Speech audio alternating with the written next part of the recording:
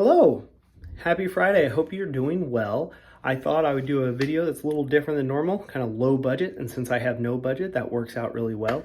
But I've been busy this week, so I'm just going to do a video in my office. Used to be my daughter's room, so you guys can stare at that nice chandelier back there that she loved until she moved to another room. But anyways, this is Fluke Fridays, episode number 57, and the channel is Fridays with Brandon, so thank you for joining.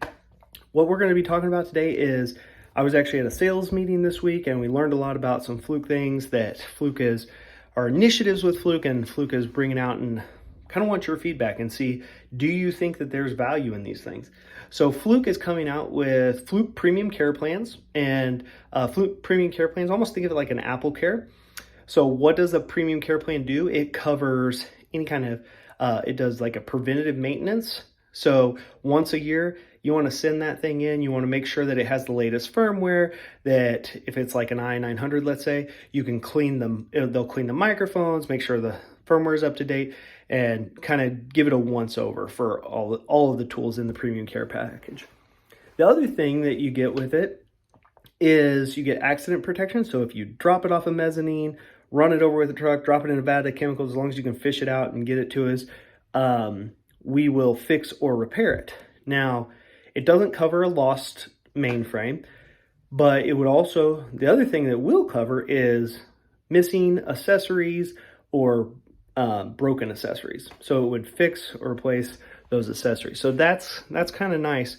And the cost is typically about 10% of the MSRP of the mainframe. So what tools qualify for the FPC or the Fluke Premium Care? They would be the 190 series scope meters, the MDA 550, the 1770 series power quality analyzers, and just added the II900 series sonic imagers. I think, especially for the sonic imagers, it's a big deal. You know, they're pretty big capital expenditures. You're spending between $20,000 and $30,000. If you like filling out capital expenditure or justification for capital expenses as much as the next maintenance guy, this could be a great thing because you get this premium care plan and Fluke will replace or fix anything that happens to it as long as it's not lost. But I do want your feedback and see, is that something you guys find value in and you would do? One thing that I do want to mention that is new is we have bundles now, so you don't have to buy it as a separate line item. I think there's value in that. But then even after the first year, you can continue to do 1 year at a time and just continue to protect your tool for the life of the tool, which I think is, well, doesn't matter what I think. What do you think? Put it in the comments. Yeah, that's something that's pretty exciting from Fluke. We've not really had that before, and I think customers are going to be excited about it, but I don't want to get too far ahead of myself. I think that's it on the premium care. So that's exciting. The next thing I was going to say is questions and answers. So I had one question this week, well, a couple questions, but the first question was the 729, can it pump above what it's rated for?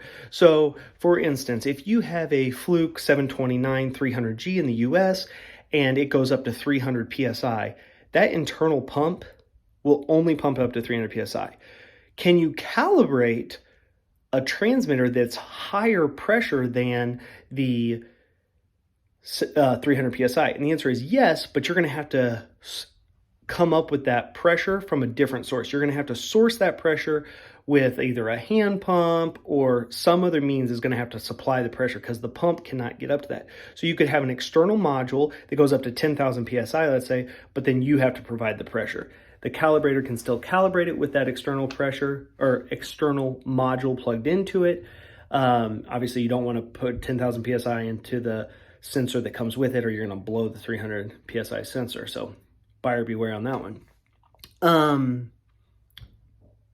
Hopefully that makes sense for everybody. It'll only go up to what it's rated to out of the box. You have to buy additional sensors or modules if you want to go above that. And if you buy those modules, you're going to have to source your own pressure or supply your own pressure source. The other question was, it was from my buyer beware video, and both of these videos I'll try to link in the description below after I load this video. It might not be right away, but maybe this evening I'll get to it or something. But the 3540, the power logger that streams to the cloud, somebody asked, I'm having a hard time hooking up to the internet. Can I just use it locally?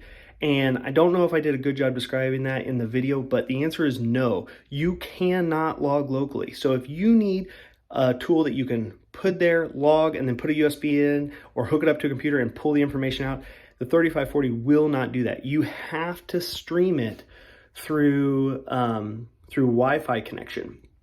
And it does have some internal memory, but the only thing is for that is if the internet were to cut off, it can kind of buffer for a little bit, but then when the internet turns back on, it then dumps it and streams it.